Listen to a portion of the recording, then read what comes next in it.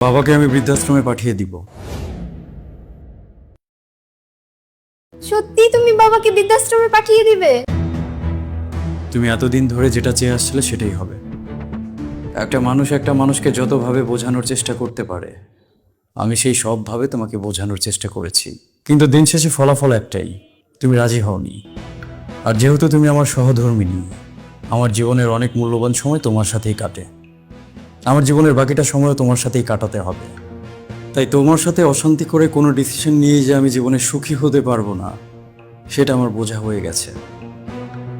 তোমার কথাই থাকবে, আমি বাবাকে বৃদ্ধাশ্রমে পাঠিয়ে দিব। আচ্ছা, তুমি এই বিষয়টা নিয়ে মন খারাপ করছো কেন বলো তো? বাবাকে বৃদ্ধাশ্রমে পাঠিয়ে দিলে ক্ষতিটা কোথায়? ক্ষতি নেই।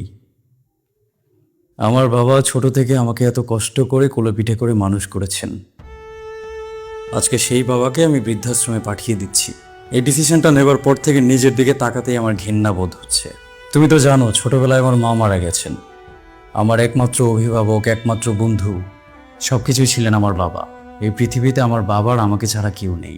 এক্স্যাক্টলি, আমি তোমাকে এটাই বারবার বলছি যে বাবার তুমি ছাড়া আর কেউ নেই। এখন তুমি কি বাবাকে সারাদিন সময় দিতে পারো?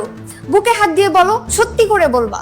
না, যদিও সেটা আমার পারা উচিত ছিল, কিন্তু সন্তান হিসেবে আমি কখনোই ততটা যোগ্য ছিলাম না।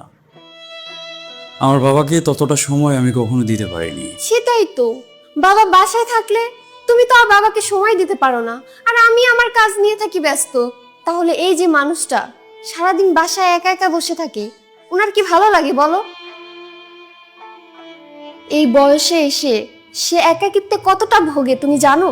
বাবা যদি এখন বৃদ্ধাশ্রমে যায়, তার সমবয়সী কত মানুষকে সে ওখানে খুঁজে পাবে।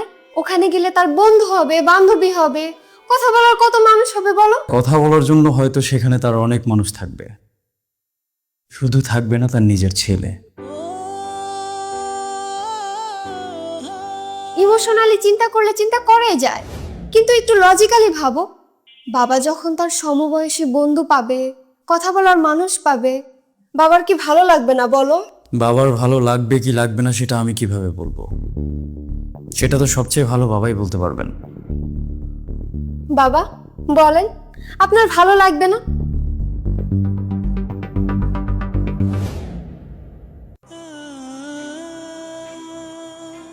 কি ব্যাপার বাবা, আপনি মন খারাপ করছেন কেন? আপনি তো ওখানকার বিষয়টা বুঝতেই পারছেন না। একবার যদি বুঝে যান, তাহলে আর ওখান থেকে আসতেই চাইবেন না। হ্যাঁ, আর তুমি তো সেটাই চাইছো, যাতে বাবা আর কখনো সেখান থেকে ফিরে না আসে, তাই তো? না না, আমি তো সেটা বলিনি। হ্যাঁ, তুমি সেটাই বলেছো, কিন্তু হয়তোবা তোমার কাছে মনে হচ্ছে তুমি সেটা বলোনি, অথবা তোমার কাছেও মনে হচ্ছে তুমি সেটাই বলেছো, কিন্তু তুমি স্বীকার করছো না। তুমি আমার সাথে এভাবে কেন কথা বলছো? মিষ্টি করে কথা বলেও যে বীজ ঢালা যায়, এটা সম্ভবত তোমাকে না দেখলে একটা মানুষ কখনোই বলতে পারবে না।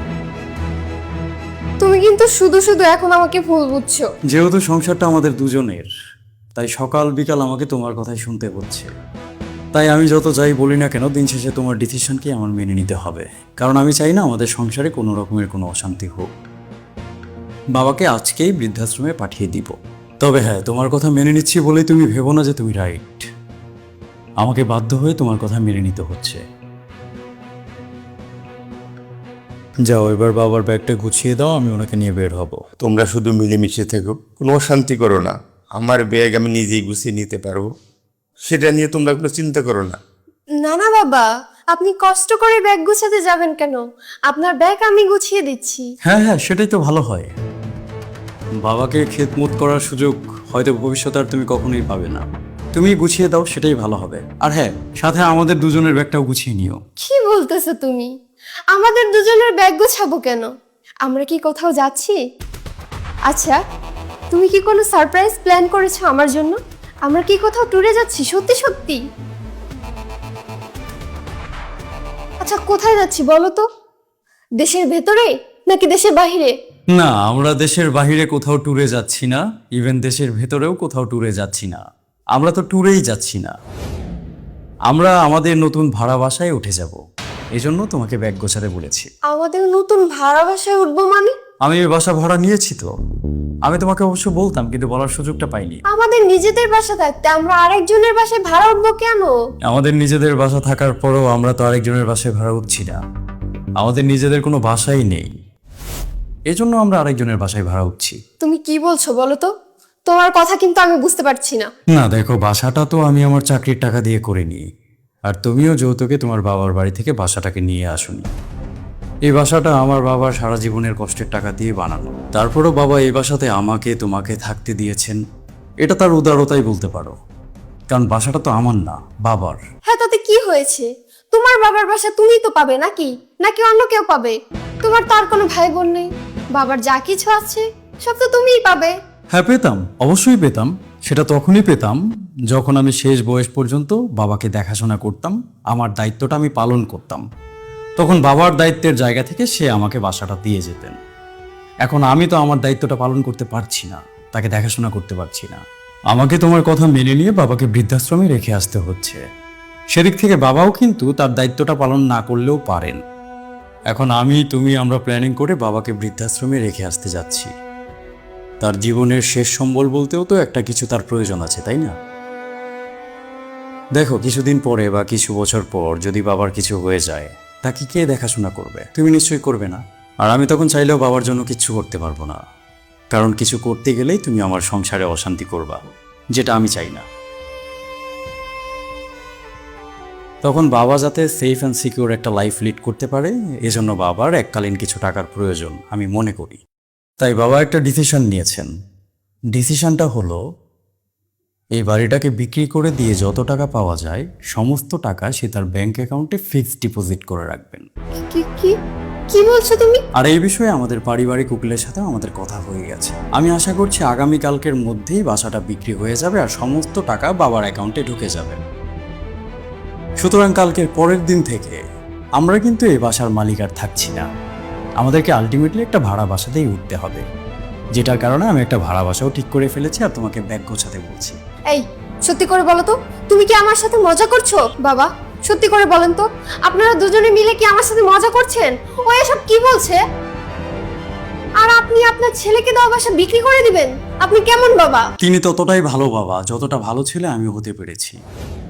আমি ছেলে হিসেবে যতটা ভালো হতে পেরেছি তার চেয়ে ভালো বাবা তো তিনি চাইলেও হতে পারবেন না, আর তার হওয়া উচিতও না। জীবনে ভালো হওয়ার প্রয়োজন আছে, কিন্তু মাত্রাতিরিক্ত ভালো হওয়া মানুষের জন্য ক্ষতিকর। শেষ বয়সে তার দেখাশোনাটা পর্যন্ত আমি করতে পারছি না। কাপুরুষের মতো তাকে বৃদ্ধাশ্রমে আমি রেখে আসছি, আর সে তার বাসাটা বোকার মতো আমাকে লিখে দিয়ে চলে যাবেন? এটা কি হয়? এটা হয় না, এটা হওয়া উচিতও না, আর আমি সেটা হতেও দেব না। ইট মারলে পাটকেল তো খেতেই হবে। ইট তো মারা হয়ে গেছে, সেটা আমি বুঝে মারি না বুঝে মারি আর তোমার কথা শুনেই মারি। ইট যেহেতু মারা হয়েছে, পাটকেল এবার খেতে হবে, আর সেটার জন্য তোমার আর আমাদের দুজনেরই প্রস্তুতি নেওয়া উচিত। যাক, এত কথা বাড়িয়ে লাভ নেই। তোমাকে আর আমাকে এই বাসা ছাড়তেই হবে, যেমনটা বাবাকেও ছাড়তে হবে। তুমি যাও, আমাদের ব্যাগগুলো গোছাও, বাবারটা বাবা গুছিয়ে নেবেন। আজকে বিকালের মধ্যে আমাদেরকে এই বাসাটা ছাড়তে হবে। এই, না না না না, তুমি এসব কি বলছো? আমরা কোথায় যাব? কি ব্যাপার, তুমি এত ভয় পাচ্ছ কেন? আমারও তো স্বামী হিসেবে তোমার প্রতি কিছু দায়িত্ব কর্তব্য আছে নাকি? তোমাকে আমি রাস্তায় বা গাছতলায় কোথাও নিয়ে ফেলবো না। আমার সাধ্যের মধ্যে যতটুকু আছে ততটুকু আমি তোমাকে দেবার চেষ্টা করব। শুধু বাবার হকটাকে আমি ছিনিয়ে নিতে চাচ্ছি না। বেঁচে থাকার জন্য খাবারের প্রয়োজন, থাকার জন্য বাসস্থানের প্রয়োজন।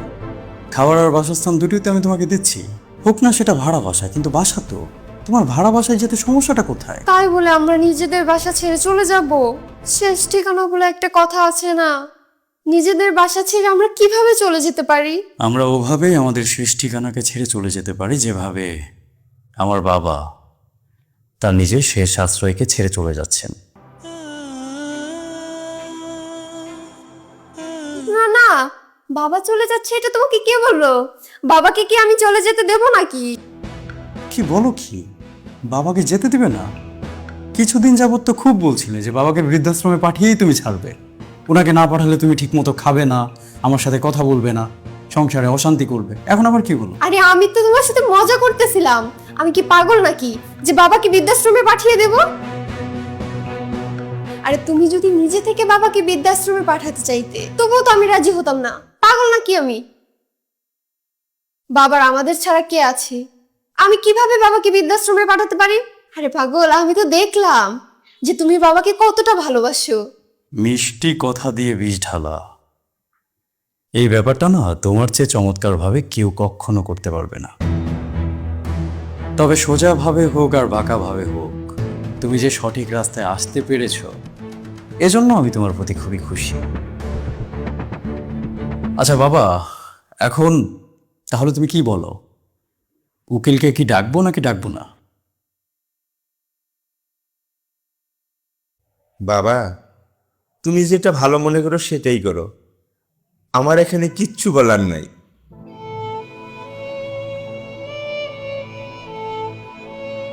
জি বাবা, আপনি যান, ফ্রেশ হয়ে নিন, আমি আপনাকে খাবার দিচ্ছি। আর আপনার এ বাসা ছেড়ে কোথাও যেতে হবে না।